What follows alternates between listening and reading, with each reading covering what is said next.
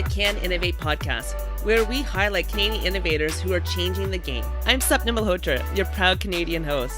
This is actually episode 1, and today we'll be featuring Dr. Anne Cavoukian, where she'll be highlighting how her privacy by design framework has become the international standard. She'll teach us how to create a new competitive advantage, and she even shares how Steve Jobs avoided being tracked. All this on privacy, the foundation of your freedom.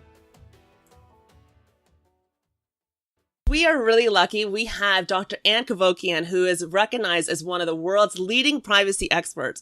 She's even consulted with Facebook, the European Union, and many others regarding privacy.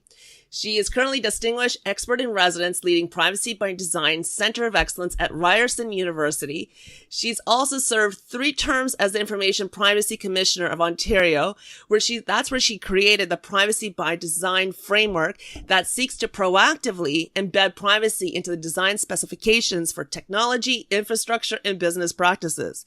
In fact, in 2010, international privacy regulators unanimously passed a resolution recognizing privacy by design as international standard, which has now been translated into 39 languages.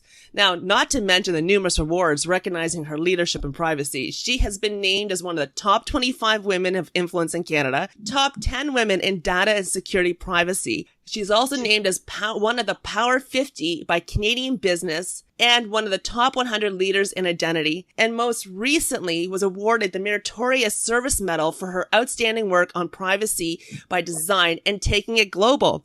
Did I miss anything in that intro? Enough. That's very kind. Thank you. Well, so tell me, how did you come up with this idea about privacy by design? Like, how did you become passionate about privacy? Well, privacy forms the foundation of our freedoms. So to me, nothing is more important than freedom and liberty. And I know as a society, you cannot have that without privacy at its foundation. I did a lot of work with my German colleagues when I was privacy commissioner. And it's no accident that Germany is the leading privacy and data protection country in the world. It's no accident they had to endure the abuses of the Third Reich and the complete cessation of all of their freedoms. And when that ended, they said, never again will we allow anything to come in the way of our privacy, which forms the foundation of freedom. So I took that away with me. It just was such a ringing pronouncement. And it is so true. And in this day and age where there's ubiquitous computing, massive online connectivity, social media, connected wireless devices, our privacy is under siege. And surveillance is growing at a massive scale. So I'm so glad, actually, years ago, while I was privacy commissioner, I came up with the idea of privacy by design, in part because I'm not a lawyer. I'm a psychologist, actually. And so relying on after-the-fact regulatory compliance, where you wait for a data breach or privacy infraction, and then you send the regulator in to investigate and you offer a system of redress. All of that is very important, but it's just too little too late. These days, if we don't get ahead of the problem and prevent the privacy harms from arising, there's no way we're going to be able to address all the privacy infractions. They're just exceeding our reach as regulators. I knew this way back then because I just felt that privacy regulators, we were only hitting the tip of the iceberg in terms of all the privacy harms that have been arising. And so I wanted a model of prevention, much like a medical model of prevention, so you can prevent the harm from arising instead of waiting and then aftering a system after the fact to remedy. So I was delighted when it was unanimously passed as an international standard in 2010. And I was surprised because I didn't think everyone would vote in favor of it. But once I started talking to my colleagues, I realized that they too knew that we were just getting the tip of the iceberg. The majority of the privacy harms were remaining largely unknown, unchallenged, unregulated. And that was unacceptable to us. So privacy by design is intended to complement regulatory compliance, but ideally it is intended to prevent the privacy infractions from arising, the data breaches, just prevent the harms from arising, and embed privacy and security into the design of all of your operations, and especially into the design of your systems so that you can have privacy embedded, baked into your data architecture, if you will, baked into your policies, become an essential component of what you're offering. So this is brilliant because everyone talks about security all the time, but we never really talk about the privacy that fits in there.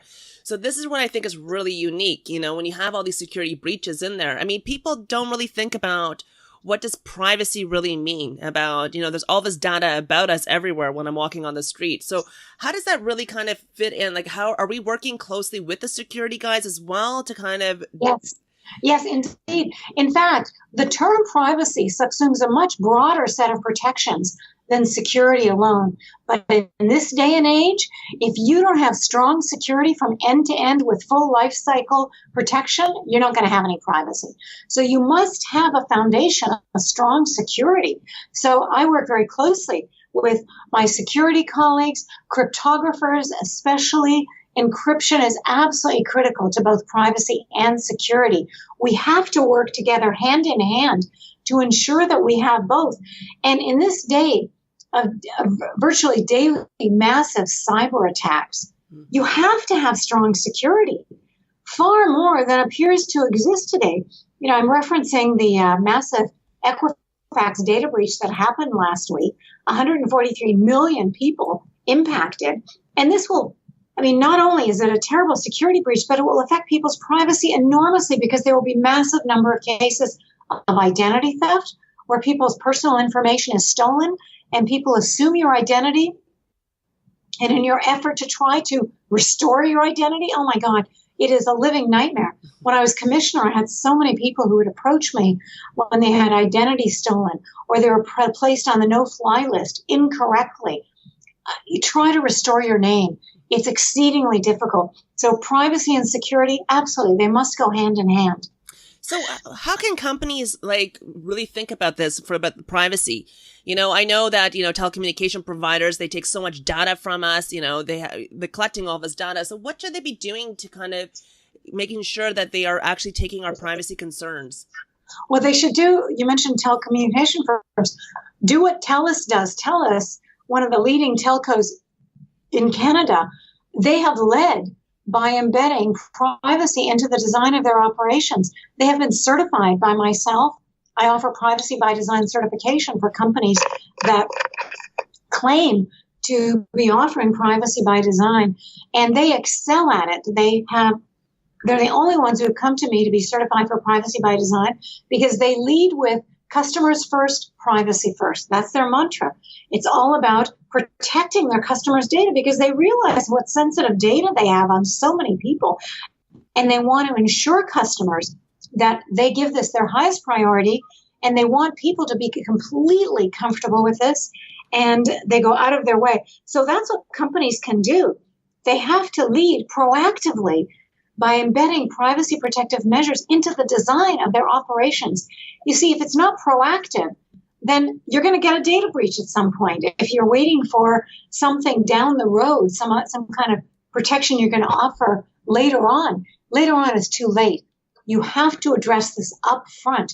You have to, for example, if you're using data for personal data, for data analytics, you've got to strongly de-identify the data, anonymize it, use encryption. There are so many measures you can engage in, but you have to do this up front and do it proactively.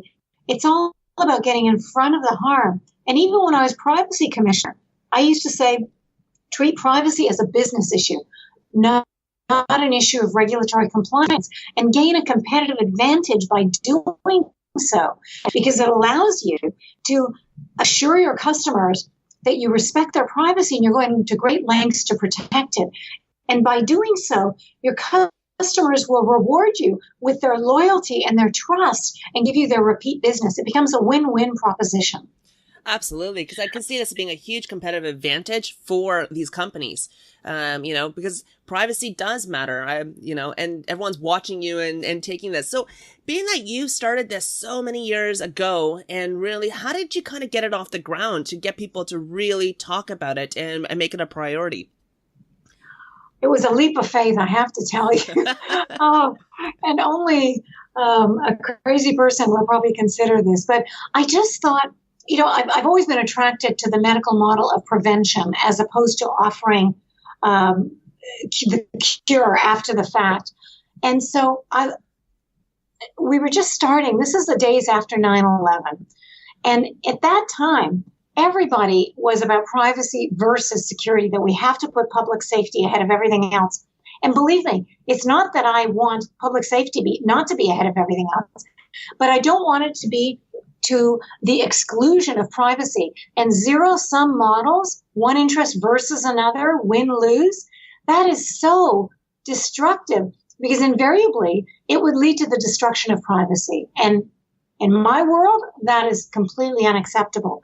And so back then, 9/11, I thought we've got to do this. I remember, it was, I think, CBC, the day of 9/11, contacted me, or no, I think it was maybe the Globe and Mail. Somebody wanted my position on 9/11. What's your position on 9/11?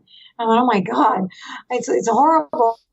But the position we came out with, they wanted a position paper for their website. And we said public safety is paramount with a cloak of privacy wrapped around it. You have to have both. You have to have win-win, doubly enabling systems. And so back then, if we hadn't tried to introduce privacy as a positive that would complement security and public safety, it would have gone nowhere. And that was unacceptable to me. So we tried to build on this view of privacy that will enhance your security measures and offer additional protections to customers. That's how it all started. Amazing. Was there any big aha moments or any lessons that you've learned working with all these different countries or different areas? Really, my experience with my German colleagues, that was just definitive. I've been to many conferences in Germany over the years, and every conference they would start with a reference to that time, their dark time, where they had no privacy and no freedom in the Third Reich, and they said never again. And they always reference that, and that was the critical reminder of the importance of our freedoms. I can't emphasize that enough. My background, I'm Armenian, and my two grandmothers raised me.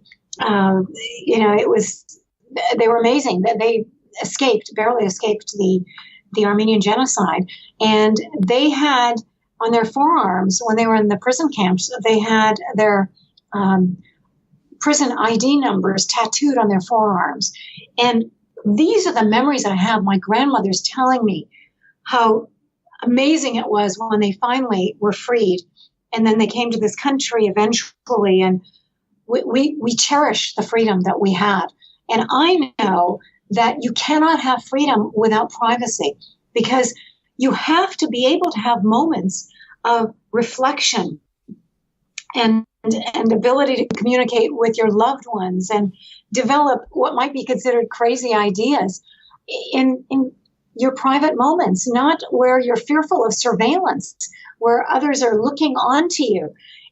Surveillance shrinks your cognitive bandwidth. So forgive me, I'm speaking as a psychologist, but we know from those times of the Third Reich, for example, when people are looking over their shoulder, fearful of all their communications being captured, they go inward. The brilliant ideas, the blue sky thinking, forget it. That goes out the door.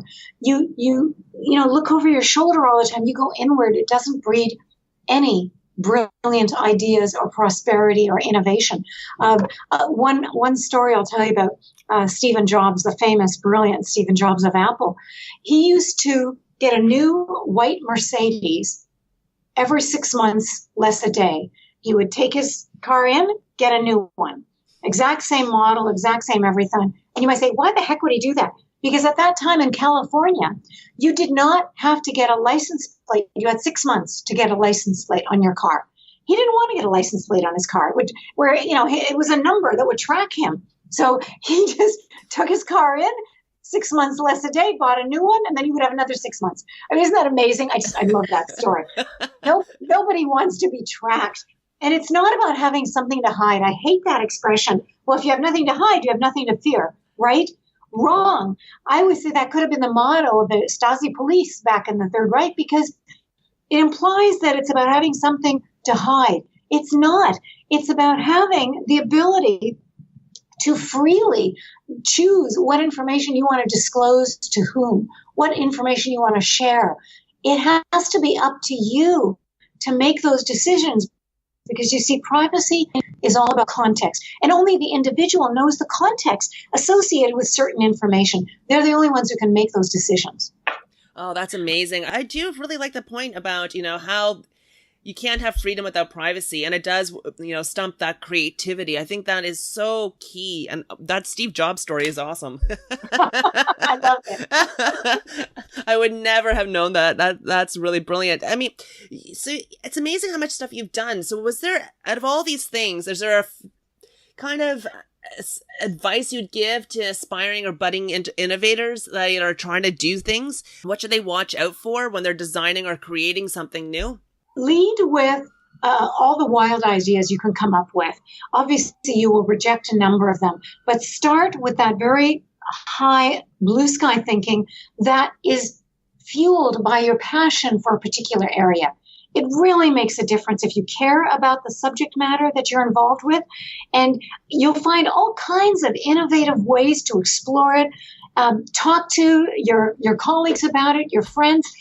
Don't be afraid of the crazy ideas that I mentioned earlier. Of course, a number of them will be rejected, but out of that will come some brilliant formulation.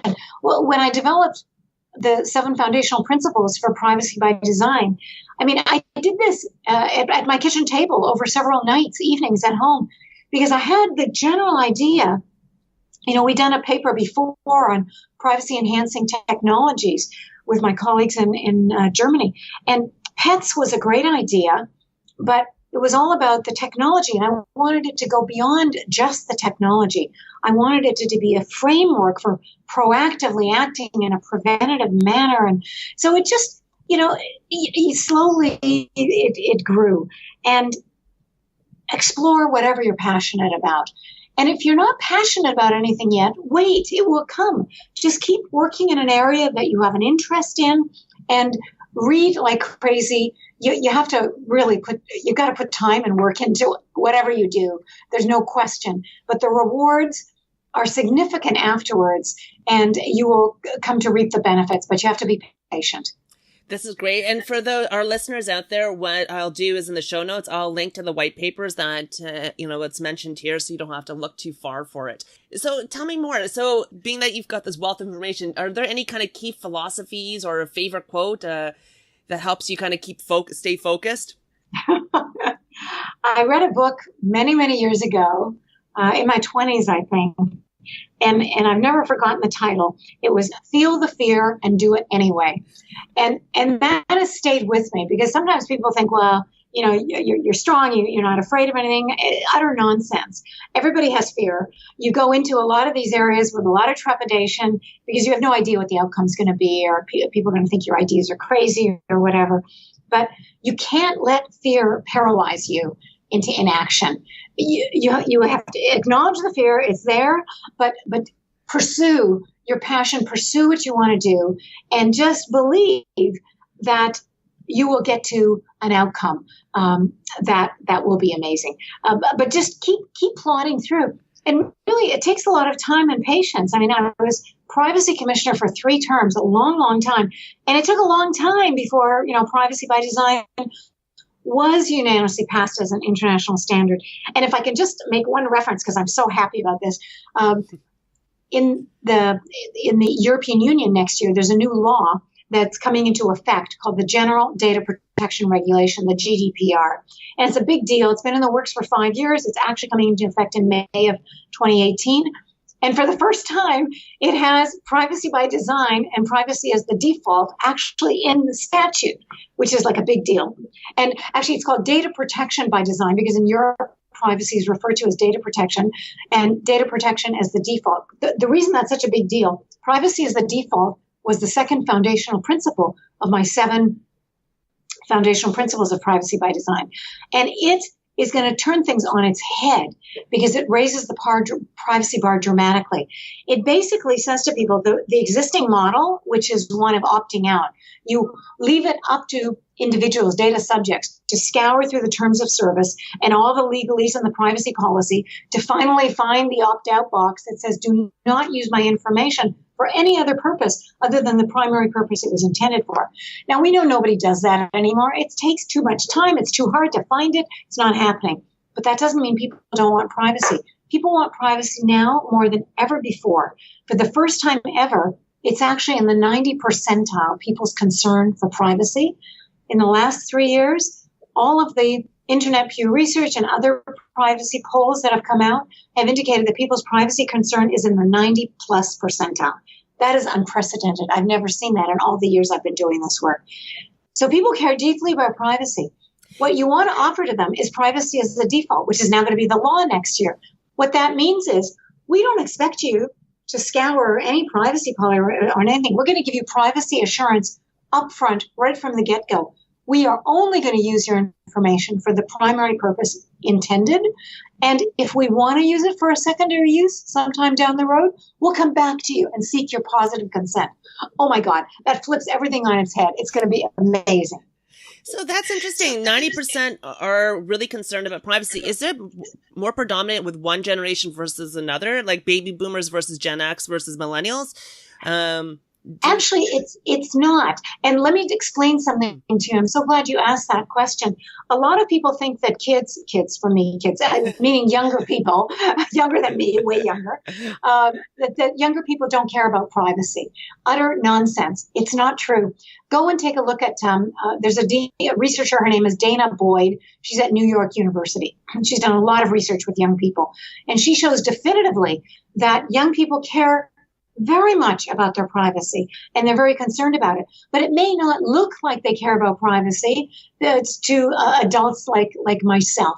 Obviously, younger people don't have the same economic interests we have. They don't have, a lot of bank accounts and bonds and stocks, etc. So it may look like their concerns are trivial compared to us, but that's ridiculous. So they are really good at knowing how to protect their data from their parents, for example, on who they're dating, what they're doing, things of that nature. They know how to protect that data. That's what's important to them. What matters is what is important to the data subject. And for young people, it's different than perhaps what it is for older guys like ourselves. But it's very important. They know what to do. They care deeply about privacy, as do the majority of us. And I should tell you, with adults, after Edward Snowden's revelations 3 years ago, everything has changed. Trust is at an all-time low in terms of privacy and data protection, both from public and private sector organizations.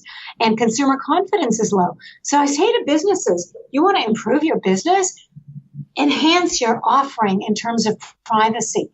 Tell your customers what you're doing, the lengths you're going to protect their privacy. They will reward you with their repeat business, and it will attract new customers. This is really fantastic insights.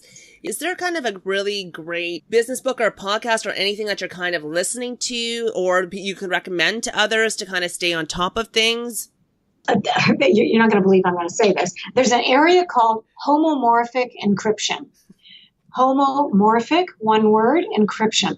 I would urge people to Google this and read up on it, because it is going to be a huge growing area. The beauty of this is it encapsulates the kind of thinking I've been advancing in privacy by design, which is positive sum, win-win, as opposed to privacy versus security.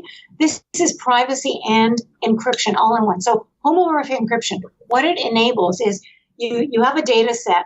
It is encrypted homomorphically, but that enables the researchers, for example, to do data analytics and research in that data set, but do it in a private manner so nobody knows anything in terms of the results of the data output unless it is a finding that you are permitted to access. Let me give you an example. Let's say you're looking for, we did a paper on this called Privacy Protective Surveillance. Everybody wants to go and do massive surveillance on databases, huge databases to find the bad guys.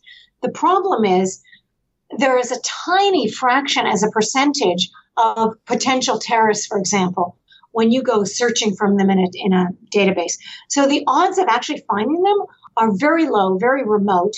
And yet you may identify falsely law-abiding citizens because you're going to get false positives. So it becomes a lose-lose proposition. If you do homomorphic encryption, none of that data would be revealed. All the encryption, all the analyses would take place on encrypted data. The findings would remain encrypted. If you had one finding, for example, that stood out, that was above a certain level that was coded into the transactions, then that could be revealed to a law enforcement individual who would be permitted to go to a court to get a warrant relating to that data. And the judge could make a decision on whether that data should in fact be decrypted if there was sufficient evidence to warrant decryption. A long way of saying homomorphic encryption enables much needed data utility and privacy without harming or falsely accusing law-abiding citizens of any harm. So it's to me the way of the future. It's brilliant. I'll definitely put in the show notes as well for that so people will be able to connect to that. How do you actually stay productive? Is there a personal habit that you use to, stay productive because you're so well accomplished? What can we learn from you? This is going to sound a little up there, and I don't suggest it for other people, but I wake up at 5:30, and then I get my iPhone, and from 5:30 to 6:30, I do all my emails in terms of emails that had come over the night before from Europe and abroad. That is my exclusive time to do emails and to do tweets of what are the big stories that broke today, what's going on. It allows me to do a refresh, find out what happened overnight. I mean, stories are breaking on a daily basis. I'm not suggesting that everyone explore this, but you have to grab whatever time you can. The only negative about the internet, it's not a negative, but everyone expects you to know everything that's happening like immediately. And there's so much taking place that you have an obligation.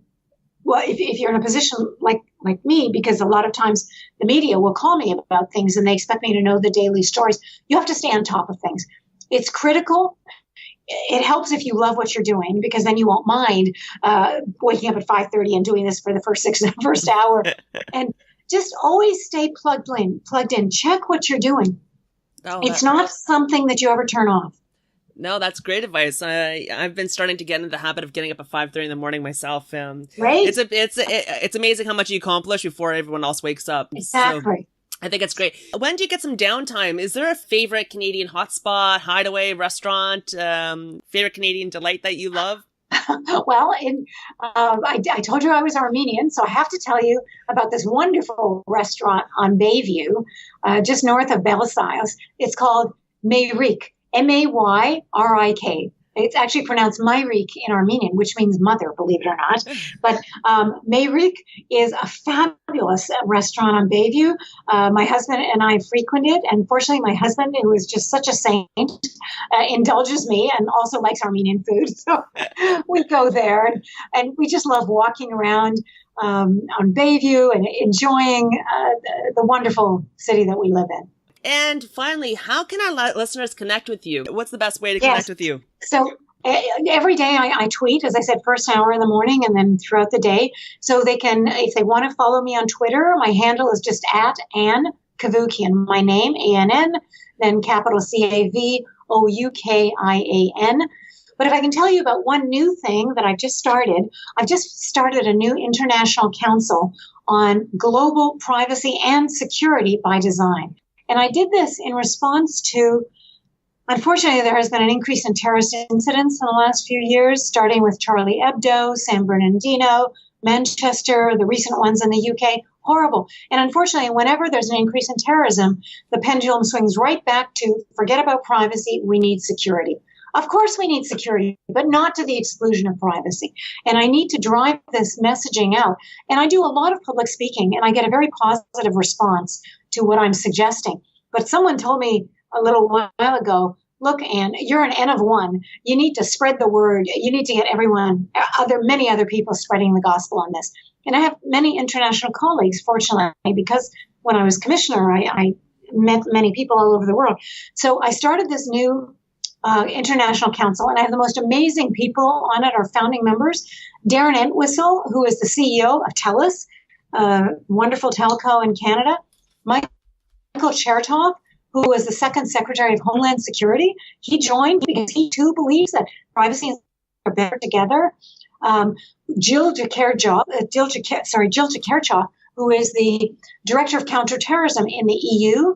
And we have Greg Wolfond, who is the CEO of SecureKey, an amazing encryption company. So we have these amazing people, and we're going to be doing a big release on this later in the year, a big press media event. So what I'd like to tell people is, if you're interested in this, please go visit my website on this, which is www.gps, GPS is in Sam, GPS by design, all one word, .org. Take a look at it. If you like it, if you agree to the messaging, which is just that we can have privacy and security, privacy and data analytics, not one versus the other. If you agree to that, please join.